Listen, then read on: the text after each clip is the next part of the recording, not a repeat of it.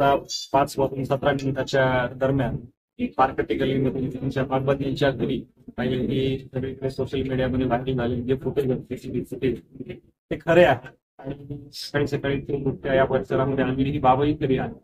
या संदर्भाने वन विभागाची जी काही लोक आहेत अधिकारी आणि कर्मचारी त्यांनी त्या बिबट्याची जी काही ज्या दिशेने गेलेला असेल किंवा इतर सीसीटीव्ही फुटेज जे असतील परिसरात तपासणं चालू आहे आणि बिबट्या शक्यतो या परिसरातून किल्ला परिसरातील त्याच्या जंगलाच्या भागाच्या दिशेने गेलेला असू शकतो। ही सगळी आपली शक्यता आहे।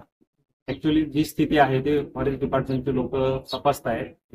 आवाहन आहे प्रशासनाच्या वतीने की या परिसरातील विशेषतः जुना परिसर आहे, जुनं गाव आहे, या परिसरातील लोकांनी अफवांवर विश्वास न ठेवता किंवा काही जुने व्हिडिओ प्रसृत होत आहेत ते सकाळी फिरतायत ते व्हिडिओ ओरिजिनल होत, परंतु याला जोडून काही इतर व्हिडिओ सुद्धा इकडे परिसरामध्ये फिरवले जाऊ शकतात। अशा व्हिडिओवर अफवांवर किंवा व्हिडिओवर विश्वास नका ठेवू।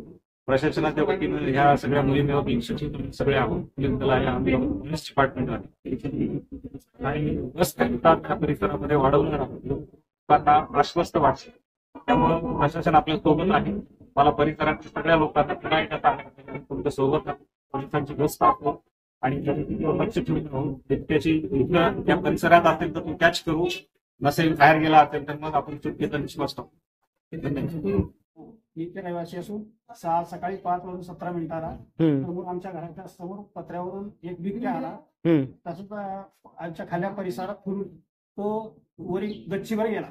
गच्चीवर आमची आई वाकिंग करत होती। आमच्या आईच्या समोरून आमच्या आईच्या बाजूने बिबट्या गेला, पण ते आमच्या आईच्या लक्षात आलं की हे बिबट्या आहे, असं काहीतरी आहे असं वाटलं, तर तसंच गच्चीवरून तो खाली गेला। त्यानंतर आईने 8 वाजता मला कळलं की असं असं आपल्या घरात काहीतरी आले होते, तर तो बिबट्याच असेल असं तिला शंका वाटली। मग त्यानंतर मी सीसीटीव्हीची पाहणी केली, त्याच्यामध्ये मला ते निदर्शनात आले बिबट्या आहे असं निदर्शनात आले, पण त्या बिबट्यानं आमच्या आईच्या बाजूला तसं काय हानी केलेली नाही।